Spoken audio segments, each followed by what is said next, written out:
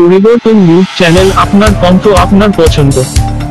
নমস্কার, পরিবর্তন news channel আপনার স্বাগত আছে।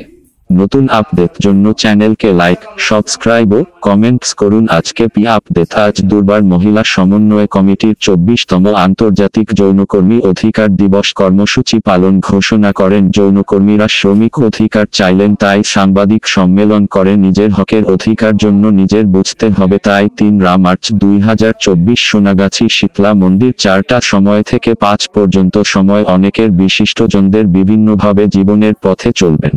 দাবিতে সঙ্গে প্রায় হাঁটবেন সামান সুরক্ষা, পুলিশ জুলুম, সমাজের বিভিন্নভাবে ব্যক্তি হয়রানির বন্ধ করতে হবে।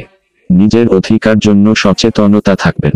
উপস্থিত ছিলেন বিশাখা লস্কর, রোমা দেবনাথ, অপরাজিতা চৌধুরী, সঙ্গীতা পাল সহ অন্য সদস্যরা এবং যৌনকর্মী। যৌনকর্মীদের আন্দোলনে যৌনকর্মীদের পাশে থাকা এখনো আছে। এক্সিকিউটিভ বডির সদস্য আপনারা আসুন।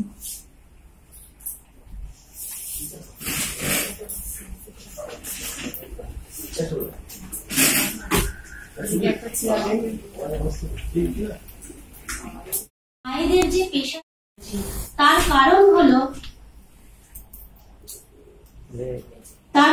হলো জন্ম থেকে আমি একটা ব্রথেলে জন্ম হয়েছি। আপনারা জানেন আমি যৌনকর্মীর সন্তান। তো শৈশব থেকেই আমরা যেভাবে আমাদের মায়েরা লাঞ্ছিত, অপমানিত, শোষিত হয়েছে, সেই একই রকম শিকার কিন্তু আমরাও হয়েছি। এই স্টিগমার শিকার আমরাও হয়েছি। আমরা কিন্তু আলাদা নই। পাড়াতে বাড়িওয়ালার অত্যাচার, যে কোনো সময় বাড়িওয়ালা মায়েদেরকে কিরিল করলো। এইভাবে আমাদের এডুকেশনটা কিভাবে কমপ্লিট হবে?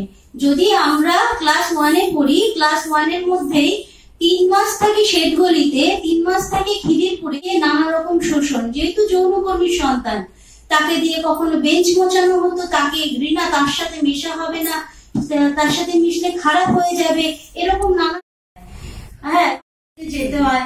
সেখানেও নানা রকম লাঞ্ছনার শিকার হতে হয় সেই কারণে। তো যাই হোক, তো আমাদের এই জন্য আমাদের দাবি, শ্রম আছে, আমাদের সমাজে অনেক শ্রম আছে। সেই শ্রম তালিকায় যৌন পেশাটাকেও একটা শ্রম বলে লিপিবদ্ধ করতে হবে। করা যাবে না। তো এই পাচার বন্ধ হওয়ার জন্য আমরা যে স্বশাসিত বোর্ড তৈরি করেছি, সেটা কিন্তু খুব 100% ভাবে সক্রিয় ভাবে পাচার করে।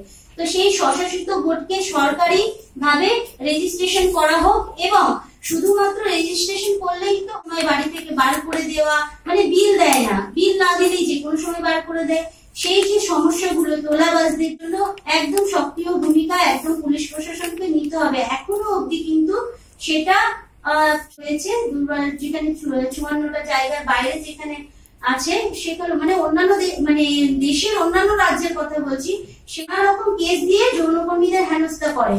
তো সেক্ষেত্রে তার সন্তানদের কি অবস্থা সেটা আপনারা বুঝতেই পারছেন।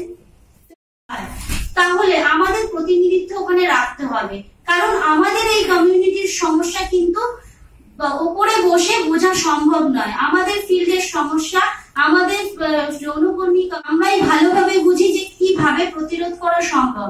যে কারণেই কিন্তু এখনো অবধি থানা, পুলিশ, কোর্ট থাকা সত্ত্বেও আমরা এত বছর ধরে অত্যাচারিত, অপমানিত, লাঞ্ছিত হয়ে আসছি। এটাকে যদি বন্ধ করতে হয়, তাহলে কেন্দ্র বলুন, রাজ্য বলুন, যে নিয়ম আমাদের জন্য তৈরি করবে, তাতে আমাদের প্রতিনিধিত্ব থাকা দরকার।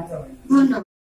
একটা বেসিক জিনিস ও যেটা প্রথম দিকে বলতে চেয়েছিল, আমাদের খিদে পায়, ঘুম পায়, তার সঙ্গে জীবনের একটা বয়সের পরে যৌনতা আসে।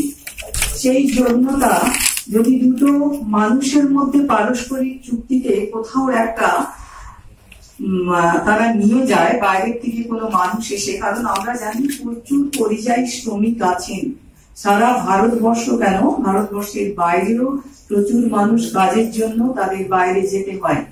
তো কোনো একটা সময় তাদের নিজের শরীর ঠিক রাখার জন্য তারা যদি কারোর কাছে আসেন, সেটা অন্যায় হতে পারে না। যে দিদিরা একটা পরিষেবা দিচ্ছেন, সেই পরিষেবার বিনিময়ে যে পয়সা অর্জন করছেন বলে আমাদের পুরো কথাটা শোনেনি, বা দুর্বারের আন্দোলনের কথাটা হয়তো আপনি আর একটু জেনে নিলে ভালো হবে। তো এক হচ্ছে দুর্বার, যেটা সঙ্গীতা আমাদের সন্তান বলেছে, খুব সক্রিয়ভাবে কাজ করছে পাচার প্রতিরোধে। 2006 সাল থেকে আমরা খাতা কলমে ডকুমেন্টেশন করে কাজ করছি, কিন্তু 1995 সাল থেকে আমরা এই পাচার প্রতিরোধে কাজ করছি। সমাজের চোখে যৌন পেশা মানে খারাপ, ট্রাফিক মানে যৌনপল্লী, এটা কিন্তু আমরা দুটো আলাদা করে দেখি। ট্রাফিক মানে যৌনপল্লী নয়, বিভিন্ন পেশায় কিন্তু ট্রাফিক হয়।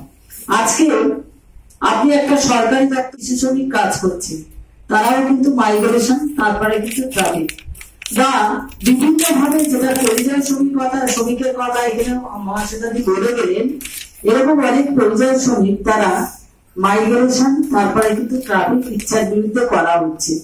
এই জন্য দুর্বার যৌনকর্মীদের সংগঠন খুব স্বচ্ছতার সঙ্গে আমরা নিজেরাই স্বনিয়ন্ত্রণ বোর্ড তৈরি করেছি। আমাদের পেশাটাকে আমরা নিজেরাই নিজেদেরকে নিয়ন্ত্রণ করব, এবং এই পেশাতে কোনো অন্যায় বা অত্যাচার যাতে না হয়।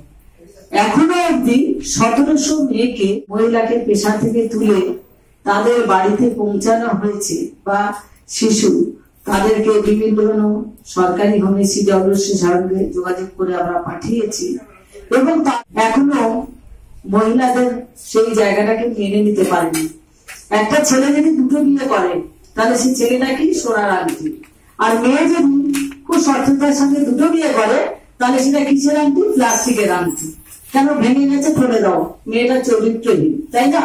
তো যদি আমরা জেন্ডারের কথা বলি, তাহলে আমরা নারী আর পুরুষ কেন ভাগ করছি, আর আমরা শ্রমিক কেন নয়?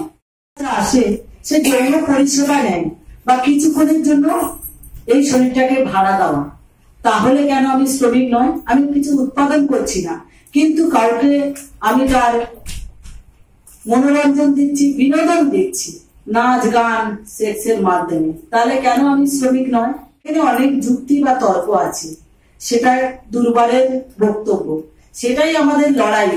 একটু একটু করে এই যে যৌনকর্মী কথাটা, আমি যদি 30 বছরে পিছিয়ে যাই, যৌনকর্মী কথাটা ছিলেন না, অন্য কিছু ছিল। সে প্রতিটা বলতে পারেন, বেশ্যা বলতে পারেন, আর অন্যান্য ভাষাগুলো। কিন্তু একটা সময় আমরা এই দিল্লিতে পার্লামেন্টের চৌধুরী আমাদের তখন একটা কথা হচ্ছিল যে এই বেশ্যা নামটাকে পাল্টে দিন, আমরা নিজেরা আমাদের নিজেদের নামকরণ করতে চাই, তাহলে কি হবে? যদি তো আমরা এই নামকরণটা করেছি যৌনকর্মী, সেটা 1996 সাল থেকে কিন্তু হয়ে আসছে। তারপর সামান্য আদালত, ভারতবর্ষের সুপ্রিম কোর্ট যেখানে বলে দিয়েছে, 6টা নির্দেশিকা দিয়েছে, সেখানে বলেছে যে যৌনকর্মী স্বেচ্ছায় পেশা করলে তাকে পেশাতে অসুবিধা করা যাবে না, তাকে পেশা করার সুযোগ করে দিতে হবে। সেখানে ডাইরেক্ট বা ইনডাইরেক্টলি বলা হচ্ছে, যখন আমরা যাচ্ছি অ্যাডভোকেসি পারপাসে তাদের বলতে যাচ্ছি, বলছে আপনাদের কাছে কোনো অর্ডার কপি আছে?